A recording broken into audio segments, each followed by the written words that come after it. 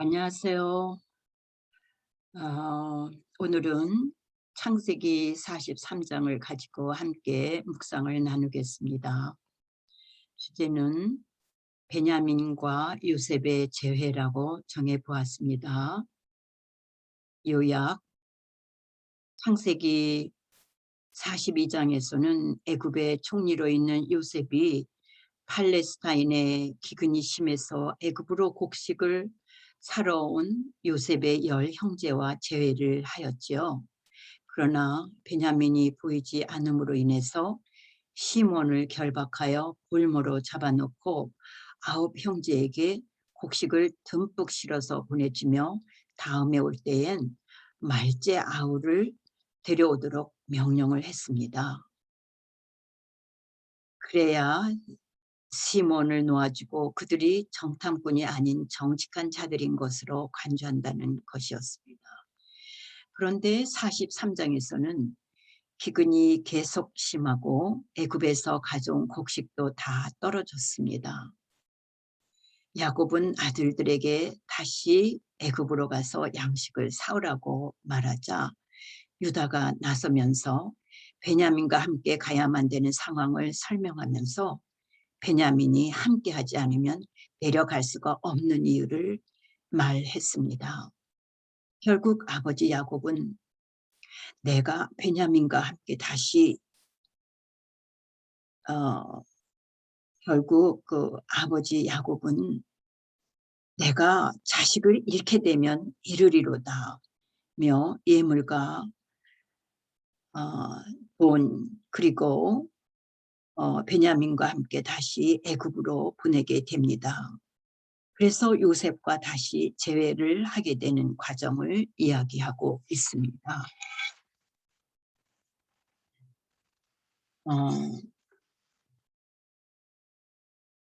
이제 내용을 보면은 43장 1절에서 그 땅에 기근이 심하고 라고 쓰여 있습니다.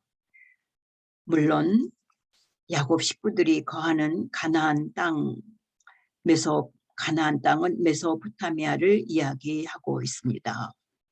이때엔 애굽뿐만이 아니고 넓은 지역이 기근으로 인해 땅과 사람이 고통당하던 때입니다. 먼저 땅, 즉 우리가 살고 있는 지구는 전적으로 하나님의 주권의 지배하에 있는 것을 성경에서 찾아보겠습니다. 시편 24편 1절 땅과 거기 충만한 것과 세계와 그 중에 거하는 자가 다 여호와의 것이로다. 시편 47편 2절 지존하신 여호와는 어미하시고 온 땅에 큰 임금이 되심이라. 즉 여호와는 땅의 왕이라는 뜻입니다. 시편 97편 5절을 볼까요? 하늘이 여호와의 앞, 곧 온 땅의 주 앞에서 밀같이 녹았도다. 땅의 주인이라는 뜻입니다. 그래서 우리는 땅의 주권자 되시고 땅의 왕이신 여호와 하나님을 마음 가운데 두고 이 기근의 땅에서 일어나고 있는 야곱 가족의 이야기를 읽는 것입니다. 즉 땅은 하나님의 것이므로 여호와 하나님이 야곱의 가족을 통해 이루어 가시는 이야기가 되겠지요. 야곱은 애굽에서 가져온 곡식이 다 떨어지자 아들들에게 또 애굽으로 내려가서 양식을 사오라고 합니다. 야곱은 아들들이 애굽에 가게 될 때엔 베냐민을 동행시켜야 한다는 사실을 알고 있었습니다. 그럼에도 불구하고 애굽행을 명령한 것은 당시의 상황이 얼마나 절박했는지를 잘 보여준다는 것이겠죠. 42장에서는 동생을 구해오겠다는 루벤의 간청은 거절당했습니다. 그런데 이젠 유다가 나서서 아버지께서 베냐민을 함께 보내지 아니하시면 그 사람이 자기 얼굴을 보지 못하리라는 말을 상기시켜 주었습니다. 8절에 보면 유다가 아비 이스라엘에게 이르되 저 아이를 나와 함께 보내시면 우리가 곧 가리니 그러면 우리와 아버지와 우리 어린 것들이 다 살고 죽지 아니하리이다 하면서 내가 그를 위하여 담보가 되오리니 라고 자기 희생적인 발언을 하며 아버지를 설득하는 것입니다. 그리고 유다를 보면 유다는 전에 그 형제들이 요셉을 죽이려고 했을 때에 그들의 잔인한 행동을 막는 일을 했으므로 양심적인 거리낌 없이 이러한 말을 할 수 있었을 것이라고 합니다. 유다는 이 사건을 계기로 서서히 구속사 전면에 주도적 인물로 부각되다가 출애굽과 왕정 시대를 거쳐 예수 그리스도에게서 그 주도적 역할이 절정을 이룬다고 설명하고 있습니다. 11절에는 이스라엘은 그들에게 이르기를 그러할진대 이렇게 하라. 너희는 이 땅의 아름다운 소산을 그릇에 담아 가지고 내려가서 그 사람에게 예물로 드릴지니 곧 유향 조금과 꿀 조금과 향품과 몰약과 유향나무 열매와 감 복숭아이니라 하였습니다. 야곱은 고심한 후에 다른 방도가 없었으므로 이러한 결정을 내리게 되었던 것이지요. 그래서 소극적인 자세를 버리고 가족의 생명을 보존하기 위해서 적극적인 대책을 세우게 됩니다. 야곱은 그의 연륜과 경험을 살려 지혜로운 지시를 하였습니다. 이 땅의 아름다운 소산을 예물로 드릴지니 라는 말에서 주위 사람들과 더불어 화목하기를 힘쓰는 야곱의 성격의 그 일면을 보여줍니다.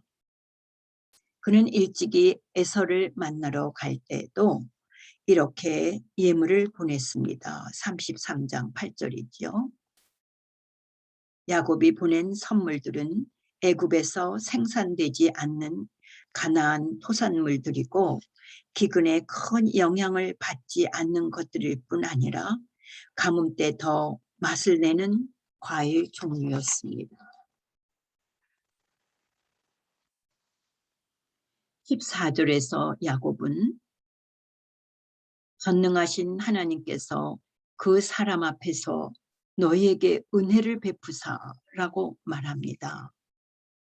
은혜에 해당하는 히브리어는 라함이라고 하는데 불쌍히 여김, 동정, 자비를 의미하는 말입니다. 이 라함은 여러 가지 상황 가운데서 하나님의 애정에 찬 자비가 사랑과 은총에 뿌리를 두고 있다 합니다. 성경에서 이 말은 특히 불타는 심정으로 긍휼을 호소할 때와 죄를 사유하시는 하나님의 자녀를 가리키는 데 사용되었다고 합니다.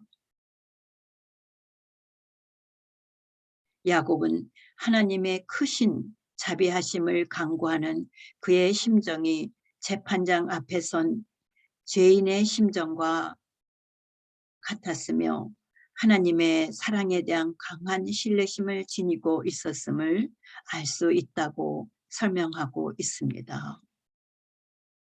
그러면서 내가 자식을 잃게 되면 이르리로다 라고 말하므로 모든 일을 하나님께 맡기겠다는 절대적인 신뢰감을 토로한 것으로 보여집니다. 이것은 어떤 경우에든지 그 결과를 자신의 신앙으로 수용하겠다는 의지를 볼 수가 있지요. 이제 15절 후로는 그들 형제들이 베냐민을 데리고 애굽에 내려가서 요셉을 만나는 이야기입니다. 16절 요셉은 베냐민이 그들과 함께 있음을 보고 라고 했는데 요셉이 베냐민을 마지막 본 때는 22년 전 헤브론에서 유아 때였습니다. 따라서 한눈에 베냐민을 알아보았다는 것보다는 처음 방문 때 안 보였던 젊은 청년이 베냐민인 줄 짐작으로 알았을 것이라고 해석하고 있습니다.